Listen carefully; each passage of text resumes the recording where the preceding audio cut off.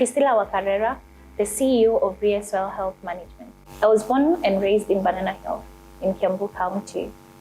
I went to Upper Hill Academy, and in my childhood, I think I really focused around, I had an interest in leadership. And I think this stems from having been following up on different businesses that my parents used to do.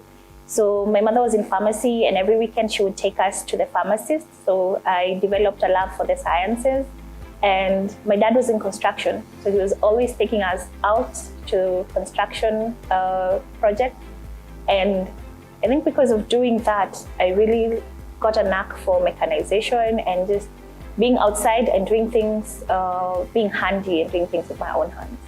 So high school, I went to the Miriliki Girls School. So this was really important for me because it was the same school that my grandmother had gone to during colonial era. So she was really excited to see me go into the same school. And then also I was really excited to have gone to the same school that she had been to. And so high school for me was a really good developmental stage. It involved participating in different activities. I participated in Science Congress, going up to national levels for different projects that we would come up with. And then I was also in the music festivals as well. And yeah, so I think that really nurtured the being an all-rounded person. I also founded the law club at Miriliki Girls School because I had a keen interest in the law. I remember a particular time where we had the former Attorney General in the 80s, Charles Jonjo, coming in at the launch of the law club, and that was really inspiring. And I think growing up in that environment where you're really interested in things that you can actually explore really built up my curiosity for things. So when I left high school and I went to campus, my course of choice was biotechnology. The reason I chose biotechnology is because it was really, really interesting for me in terms of coming up with innovative ways that we can solve problems that are affecting people. And at the time when I was going in, my keen focus was mostly on the problems that affect people medically. So I was looking around, how can we have interventions for things like cancer and so and so. But I realized quickly after going through the course that my interest was mostly in agricultural field. So yeah, so that's why my focus has been mostly in campus, just focusing on agriculture. So for a long time, I used to think that my entry into entrepreneurship was accidental. So the reason I thought it was accidental is because I used to do it as a side hustle. I have a main thing, I'm doing biotechnology, this is where I'm focusing. But then because I went to JKUAT and we had very long breaks, so we had very long breaks in terms of school holidays. So during the school holidays, instead of staying home idle, I focused on what business can I set up for this time period that will be really beneficial to occupy my time and maybe generate a bit of income. So everybody who goes to JKUAT has a side hustle. So you either have a cafe or a restaurant or a movie shop, or just something to keep you occupied and busy. So I set up a cafe first, and it did really well. And then during that time period as well, I ended up setting up a salon. And yeah, so I think the skills that I got in my childhood, having my mom take me to work at a pharmacy, and then also going to the construction gigs, was part of the things that nurtured me into loving entrepreneurship, into just thinking around, let me just put in a little effort and see what type of output I'll be getting from it. So yeah, so I did the salon, and then we had the cafe and the salon, and then after that now, after I graduated campus, I went into formal businesses. I worked at a water bottling company for about 3-4 years, and then after that, yeah, raised into like a management position, and then after that, I set up my own water bottling company. So my water bottling company is called Pristine Beverages. We package water, we package mineral water, and under the brand called Monte. And we mostly focus in Kajiado South, Taita Taveta, Voi markets, and Makueni County. So that's where you'll find our water retailing. And then, yeah, so in 2019, I started doing my master's at KU, and I focused my master's on biotechnology because for me, biotechnology is really a passion. It's something that I really believe in and something that makes me really happy. And I've always been a believer in doing what makes you happy. So when I started doing biotechnology, the first question that most people gave me is, why not just do an MBA instead of doing a master's in biotechnology, because you're already in business and you've set up your own company and you've worked as a manager. So I said that I'll find my reason for why I want to do biotechnology, but for now, I'll just focus on that. So I finished my coursework and went into doing my project.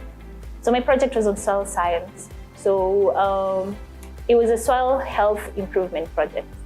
So we're improving soil fertility in Kitui County, in Embu County, and in Tharaka Nithi County. While working on the project, I realized that most of the farmers that we interacted with did not know about soil testing. And the farmers that actually did know about soil testing had encountered so many challenges while trying to test their soil that they just gave up on soil testing.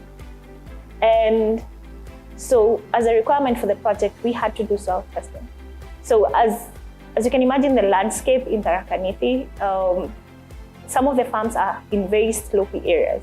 So we had to collect soil from very slopey areas, carry it on the back because the vehicles couldn't go into the villages because of the road network there, and then now bring it to the tarmac so that we could send the samples to Nairobi for analysis. And it was over 100 samples, and each sample should weigh at least half a kg. So carrying it on your back for 3 months while doing the study is really taxing. And if that wasn't hard enough, we had to bring the samples to Nairobi in trips because it's 3 different counties. So you finish one county, bring it to Nairobi, finish another county, bring it to Nairobi. And then now we had to send the samples to a government testing facility. So at the testing facility that we sent it to, we expected to get the results in about 2 weeks, but we ended up getting the results after 3 months. And during the 3 months, we lost a lot of progress on the project. And this got me thinking about what the farmers had said, the challenges they encounter while trying to soil test. So if you look at the landscape and how soil health is in Kenya, you realize that it's greatly affected, and we're having acidification, and it's becoming a really big problem. So I set up my company, Rhea, and so that's my journey into entrepreneurship and basically how we got to here working in Rhea Soil Health Management. Rhea Soil Health Management company collects data on the soil status, and then it analyzes this data and gives the best recommendations for fertilizer input, for pH correction, and as an irrigation schedule, and we target primarily smallholder farmers. The reason we target smallholder farmers is because they're the most affected by low yield and they have limited inputs. So these farmers cannot afford to guess on what fertilizers they should use, how much fertilizer to put, and also the cost is just overbearing in terms of resources. We focused on, so our system is built around having a device that we have built in-house. It uses sensor technology to conduct soil analysis on site. And we're building a software platform that will deliver results and recommendations in real time. The reason that soil testing is important, or how we benefit the farmer, is by soil testing, the farmer is informed on what the status of their soil is. Is it conducive for growing the type of crops that they want to grow? We also factor in the altitude and the location. Are you growing the right crop for that location? What is the nutritional need of a specific type of crop you're planting? And how can you supplement this need to ensure that you're actually making the right optimized input? We also inform the farmer on how much improvement your soil has been having over time. Like for example, especially for farmers that grow capsicums, cucumber, the vegetables that we also export like garlic and onions, we tell them what trend their soil is having, and it helps them in their traceability journey in identifying this is the status of my soil now, and this is where my soil is improving. It also helps them to improve their environment by preventing accumulation of metals in the soil that has been contributed to majorly by our overuse of nitrogenous fertilizers in the country. So at Rhea, we also offer free workshop trainings to farmers, either as an organized group, or we'll just identify farmers in a region and then train them on the best methods that they can do to conserve their soil. Yeah, so that's basically what we do at Rhea Soil Health Management. So in recent times, it's been very hard. It's been very hard for most companies that have been in operation or that have been formed post-COVID. The inflation levels are at the highest in recent times. And this has affected even our target customers, the farmers. The cost of fertilizer in the last year was so high that most farmers did not even purchase fertilizer to plant. The yield, the price of maize in Kenya has hit the highest that it has hit in years, for decades. And this is because that we had very low yields, and we also had very low input as well. So by factoring in all these economic problems that we are having, we are working with grassroots companies that work with farmers directly and offering soil testing services to them at an affordable rate. We also guide the farmer on how they can maximize their output with the most minimal input costs. Internally, on how we are managing economically as a company, by building the software and making sure that our recommendations are given in real time, we have reduced our costs significantly of having to have to spend money on giving the recommendations as well as shortening the period. So the biggest challenge that our company has faced, and I think similar companies that are in the agri-tech space in Kenya, is around innovation. So our company uses our own innovative products. We have developed our soil testing device, and one of the major challenges that we face is importing parts for manufacturing. So by importing the parts, we get some of the parts from Asian countries or from Europe, and with the dollar inflation, it means that the costs that we had previously, like last year compared to this year, the costs are really high. We also have very little government support in terms of innovations, and especially so for young people, and this curtails the innovation industry greatly because we don't have facilities that we can prototype in that are easily accessible. And even the facilities that are actually there do not have enough funding to sustain everybody who's coming through. So that's one of the major challenges that we're facing. Another challenge that our company faces and is trying to supplement is access to information for farmers. This previously, when we were growing up, it was easier to get an extension officer coming to your home and just discussing how you can improve your crop. Today, I think with the high population, we do not have access to an extension officer. So the knowledge that people have is limited, and they require more educational workshops. So how we're working around these challenges is by one, trying to build Kenya by Kenya, recommending that people use devices that have been built by Kenyan companies with technologies that have been developed in Kenya, because Kenyans have the skills and expertise to do it, as opposed to how previously we would import all the devices. And then also on the challenge of education, we conduct workshops and trainings for farmers. We either do this in association with other partners that we work with. We're working with non-governmental organizations, grassroots projects. We're working with individual companies that have access to large groups of farmers that we can train on how to conserve the soil better and how to improve their soil fertility and maximize their output while reducing their input costs. So at Rhea, what's really exciting for us at this point is the development of our software.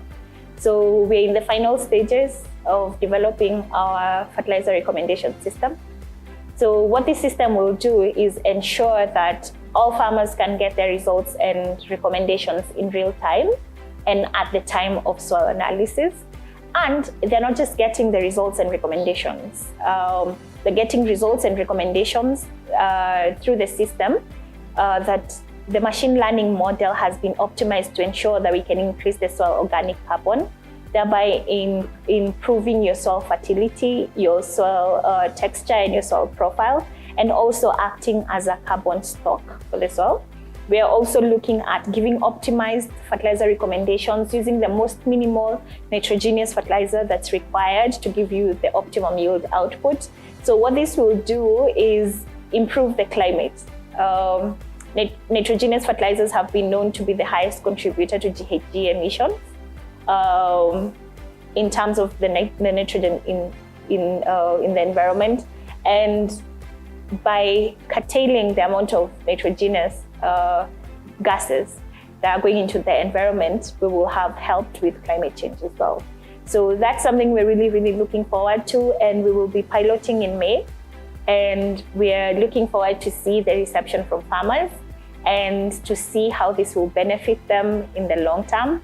Yeah, so that's something that we're really excited about.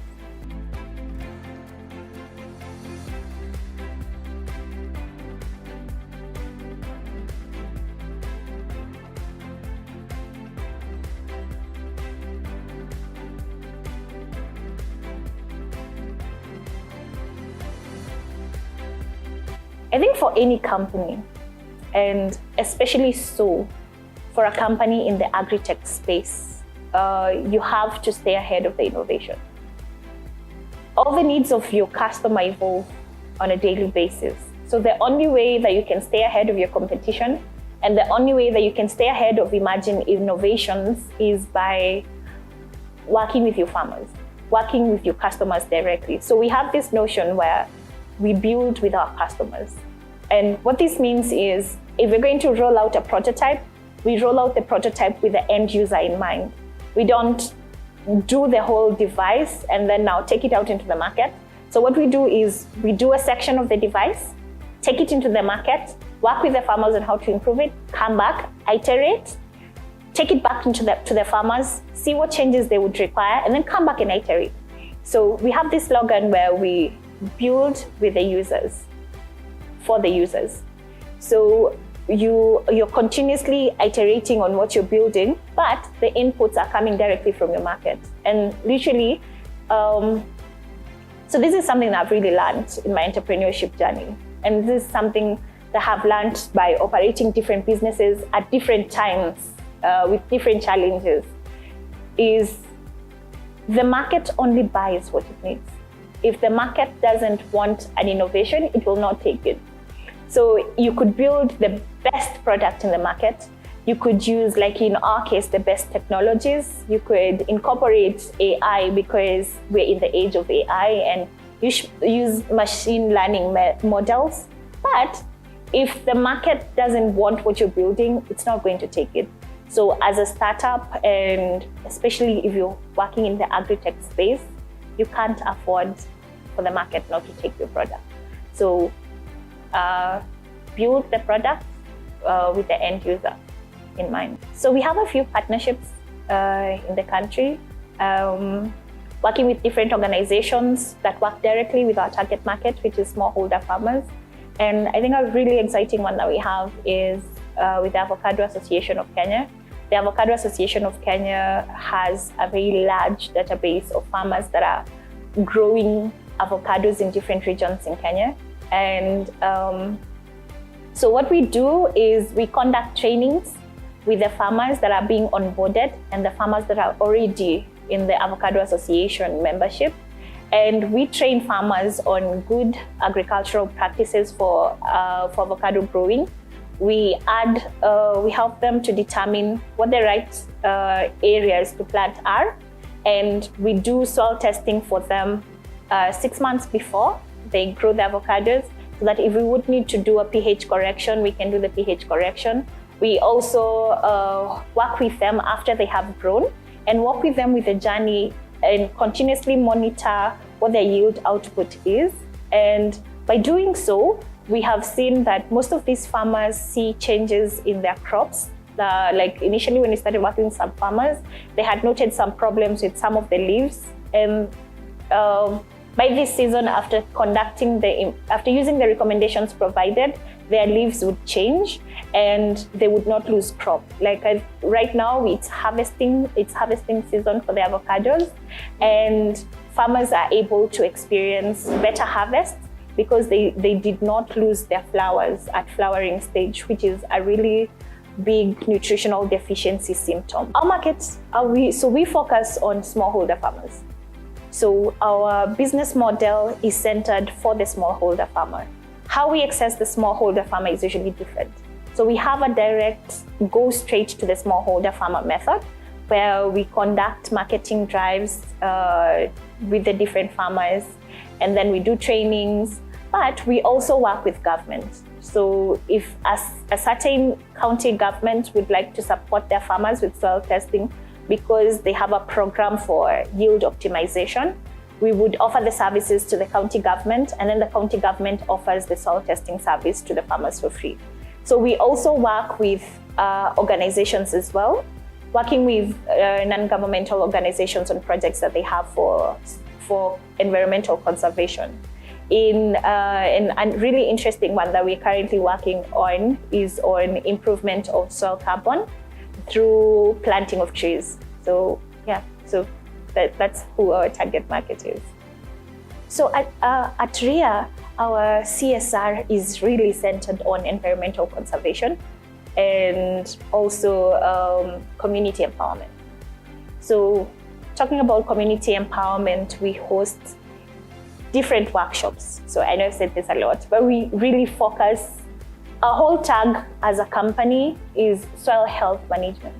So it's not just about the soil testing, it's about how else can we support this farmer to improve their income, to improve their livelihood, to improve the livelihood of their family members.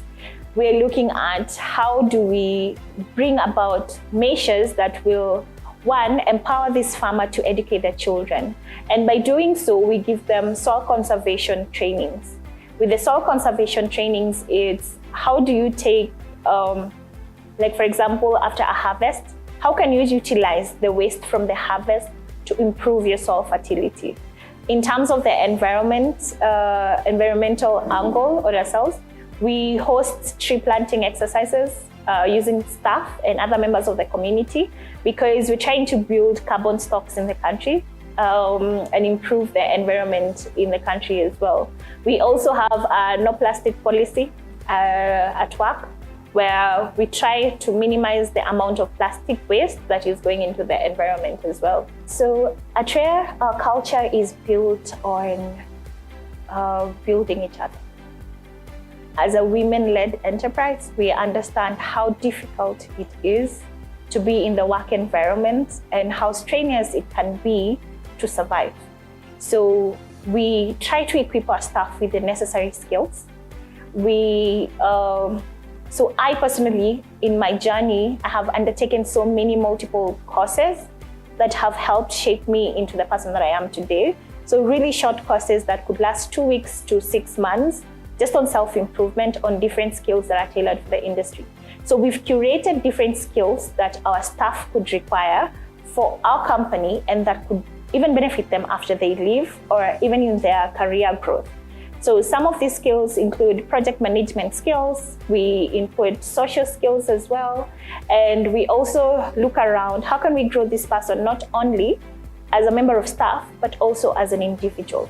So we work with different organizations that can assist us to manage our companies. We have a policy where we offer mental health support for our staff, and we also host team building and brainstorming jams, because internally at Rhea, we feel, and being a startup, we feel that every single member of staff can contribute majorly to the vision. And the only way that you can contribute to the vision is if you feel that you're part of the culture and everybody takes on the company as if they're a leader in the company. So that's how we mostly work with employees. In terms of retention, I believe that, so as CEO, this is something I really believe in. I believe that if you make people feel that this is a place that they can grow, if you make people feel that their opinions matter, that their contribution matters, then employee retention is never really a question. If you make people feel at home, they build the home. So, so Rhea is a really small company with a really big dream. It's a company that has focused everything that it has, every value, every principle on who it's working for. And our target is soil health management. And so our vision is to educate the smallholder farmers. So we target to educate about 1 million smallholder farmers in the next 5 years on the best soil health management practices.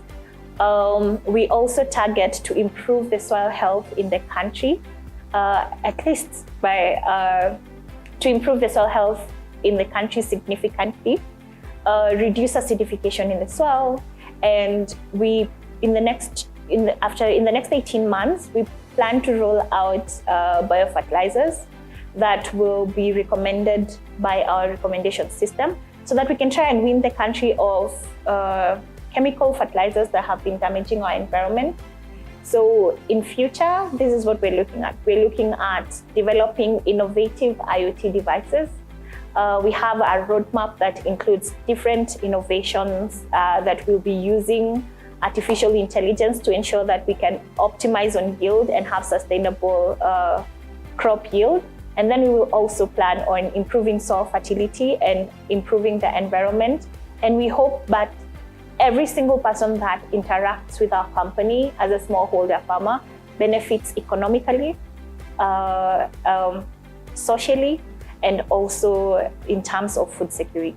Rhea Soil Health Management is located on Ngong Road at Pine Tree Plaza. We have agents in different counties. If you would like to reach us, you can call us through 0706 771 859. You can also reach us or book a soil test through our website, info.rhea.africa. You can also send an SMS or WhatsApp on 0706 771 859, and an agent in your location will reach out to you and have a conversation.